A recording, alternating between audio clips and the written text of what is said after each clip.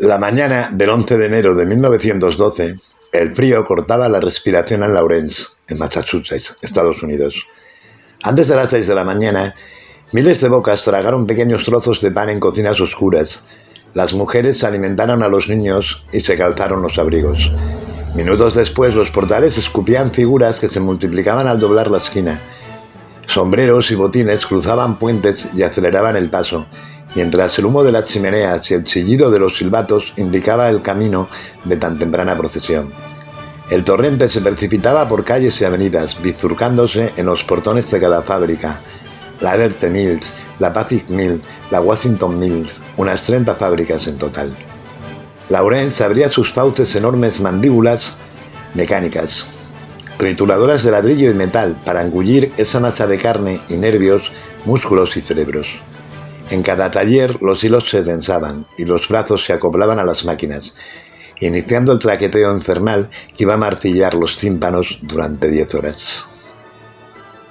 La ciudad había sido fundada en 1845 por la Asociación de Empresarios de Boston, en un lote de tierras despobladas de Nueva Inglaterra. Abbott Lawrence la había imaginado como un modelo ideal de laboriosidad y puritanismo, donde las jóvenes solo se ocuparían unos años en la confección, hasta que llegara la edad de casarse y estuvieran listas para engendrar hijos devotos. 40 años después, las chicas de Lawrence seguían trabajando con la espada doblada 14 horas al día, en talleres mugrientos, pariendo hijos que entraban a trabajar antes de tener un solo pelo en la cara. Hacia 1910, Lawrence se transformó en uno de los centros de la industria textil norteamericana. Sus fábricas procesaban el 25% del total del tejido de lana en Estados Unidos. Era una ciudad de casi 86.000 habitantes, en su mayoría trabajadores y trabajadoras no cualificadas, que llegaban en oleadas desde el sur de Italia, desde Polonia, Lituania, Grecia, Francia, Bélgica, Alemania y Rusia, para abastecer la creciente demanda de mano de obra. En su informe sobre la huelga de los trabajadores textiles de Lawrence en 1912, el gobierno federal indicaba que al menos la mitad de la población mayor de 14 años se ocupaba en la industria textil de lana y algodón, y más del 80% de la población eran extranjeros. Ese día invernal, sin embargo, debajo de la rutina aparente, circulaba una potente corriente subterránea. Una tensión que se transmitía en las miradas, en frases intercambiadas en diferentes lenguas, en rostros endurecidos. Las polacas fueron las primeras. 200 mujeres que al recibir la paga semanal y comprobar que les habían bajado el salario, estallaron con furia y pararon la producción. Bajaron los brazos y con esa declaración de inmovilidad, dejando caer hilos y agujas, condenaron a las máquinas a su impotencia de cacharros sin alma. Con esta gente iniciaron una huelga que iba a ser imparable. Menos salario, todos fuera. Durante 63 días, trabajadoras y trabajadores inmigrantes sostuvieron una huelga que desafía a las corporaciones textiles más importantes de los Estados Unidos. Enfrentó a los gobiernos, a la policía y a la milicia armada, a los medios de comunicación conservadores y al clero reaccionario hasta conseguir su triunfo. La lucha tuvo varios hitos: la creación de un comité de huelga con 56 miembros donde estaban representadas más de 20 comunidades étnicas y nacionales, la organización de cocinas populares, que garantizaron 2 comidas diarias a miles de huelguistas y sus familias, una caja de resistencia que recibía aportes desde todo el país, los piquetes móviles de las mujeres para burlar a la policía, y lo que quizás sea el evento más conocido, el éxodo de los niños, cuando los trabajadores enviaron en tren a cientos de sus hijos hacia otras ciudades, para ser alimentados y cuidados por familias solidarias durante la huelga. Al parecer, los días previos al 11 de enero ya había circulado el rumor de la huelga en varios idiomas. El disparador fue una reducción salarial de unos pocos centavos en las nóminas. Una ley reciente establecía la reducción de la jornada laboral para mujeres menores de edad, que debía pasar de 56 a 54 horas semanales. Y como en la industria textil la mayoría eran mujeres, tenía un gran impacto en la ciudad. Los empresarios aceptaron recortar la jornada de trabajo, pero a cambio redujeron también los salarios. No pensaban perder ni un céntimo en esta operación. 20 centavos equivalían a varias barras de pan, pero fue mucho más que eso lo que desencadenó el conflicto. Según la Comisión de Trabajo de Massachusetts, el salario mínimo que necesitaba una familia obrera para sobrevivir era de $8,28 por semana, mientras un tercio de los hogares cobraba por debajo de esta cifra, menos de $7. Por un piso con 3 piezas se pagaba entre $2 y $3 semanales. El salario no daba, no alcanzaba. Si eras abogado o cura tenías una esperanza de vida de 64 años, pero si eras una trabajadora textil, con suerte podías superar los 40. Eran frecuentes las enfermedades respiratorias provocadas por la inhalación de partículas de algodón y productos tóxicos. A esto se sumaba un récord nacional de accidentes laborales. Brazos amputados, dedos arrancados, piernas machacadas. La pujante industria norteamericana se alimentaba de sangre fresca, y no era una metáfora. Cuando se supo que las polacas habían bloqueado la producción, miles de trabajadoras se reunieron espontáneamente fuera de las plantas, gritando «todas fuera, todas fuera».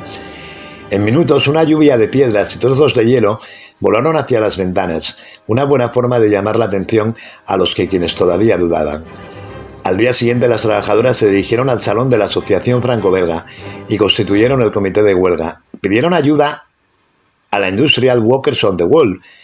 Este era un sindicato militante y combativo, que se diferenciaba mucho de la conservadora central ACL. La IWW organizaba a los trabajadores no cualificados, los más precarios, los afroamericanos y las mujeres.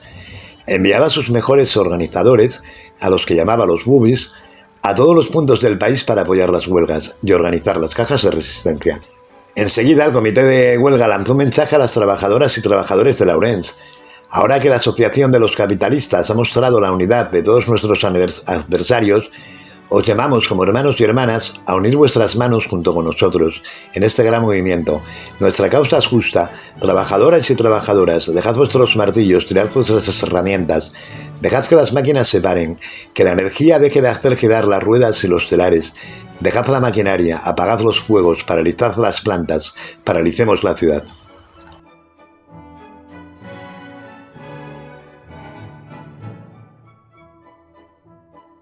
Las investigadoras Anne Matina y Dominique Ciatoben señalan que los 3 ingredientes claves para el triunfo de la huelga fue el papel de este sindicato, de la WWW, y las redes de solidaridad creadas por las organizaciones nacionales de migrantes, y también, por supuesto, el activismo militante de las mujeres obreras. Elizabeth Gurley Flynn fue una de las principales organizadoras de la huelga. La chica rebelde, como se la conocía popularmente, tenía 21 años cuando llegó a Lawrence, enviada por el sindicato este que os estoy diciendo, por la IWW. Era hija de socialistas irlandeses y militaba en el socialismo desde muy joven. Durante la huelga de Lawrence organizó reuniones especiales para las mujeres, tomando en cuenta las dificultades que tenían para organizarse. Ella lo explicaba así: las mujeres quieren hacer piquetes. Eran huelguistas tanto como esposas y valientes luchadoras. Otra organizadora destacada era Annie Balceback, de 34 años. Había ingresado en las fábricas textiles cuando tenía 14. Hablaba inglés, alemán, polaco y yiddish. Era una agitadora y organizadora de los piquetes diarios junto a sus 2 hermanas. Se dice que una noche 2000 mujeres la acompañaron hasta su casa después de una manifestación solo para asegurarse de que llegara bien y no fuera detenida por la policía, que la tenía fichada. Finalmente, la noche del 15 de febrero fue trasladada directamente desde su cama a la cárcel por las fuerzas policiales. El papel de estos experimentados organizadores y organizadoras de la WWW fue fundamental para la lucha que sacudió a Lawrence, pero la fuerza de propulsión brotaba de la rebelión de las trabajadoras inmigrantes. Estas mujeres jugaron un papel crucial por su presencia en múltiples espacios, en las fábricas, en los piquetes callejeros y en los barrios. Allí mantenían redes tejidas durante años, cuando intercambiaban con sus vecinas un poco de comida o se ayudaban para cuidar a los niños. Durante la huelga, aquellos contactos permitieron que la información diaria circulara de casa en casa, en tiempos en que no había redes sociales ni teléfonos móviles. Tan solo un año antes, muchas trabajadoras habían comentado entre ellas, con los ojos llenos de rabia y dolor, los acontecimientos ocurridos en la fábrica Triangle Shipyard de Nueva York, cuando un incendio causó la muerte de 146 trabajadoras. Cuando comenzó ese incendio, las operarias que estaban en el 8º piso pudieron escapar, pero en el 9º las mujeres se dieron cuenta demasiado tarde de lo que ocurría. 50 trabajadoras se lanzaron por las ventanas huyendo del fuego abrasador y murieron por el impacto. Los llamaban las pájaros de fuego. Otras fueron aplastadas en las escaleras de incendio en el hueco del ascensor y el resto murieron asfixiadas o quemadas. Todo esto ocurrió en menos de media hora. Una verdadera tragedia causada por la codicia patronal que conmovió a la clase trabajadora desde el este hasta el oeste de los Estados Unidos. Días después, 400.000 personas marcharon en una procesión de homenaje a las mujeres de Triangle. En su mayoría se trataba de jóvenes trabajadoras inmigrantes, muy parecidas a las que unos meses después se lanzarían a la huelga en Massachusetts. Parecía como si todo este dolor acumulado hubiera explotado en Lawrence, desatando la huelga. Los mítines multitudinarios se traducían en simultáneo a 30 idiomas distintos, superando las divisiones étnicas y nacionales al interior de la clase obrera. Desde siempre las patronales habían utilizado estas diferencias para enemistar a unos trabajadores contra otros, debilitando su fuerza colectiva, pero ahora eso ya no funcionaba. Las mujeres descubrieron la táctica de formar piquetes móviles para desbordar a las fuerzas policiales y a las milicias armadas. Todos los días marchaban en largas cadenas humanas con los brazos entrelazados, cortejos de miles de personas cantando y gritando.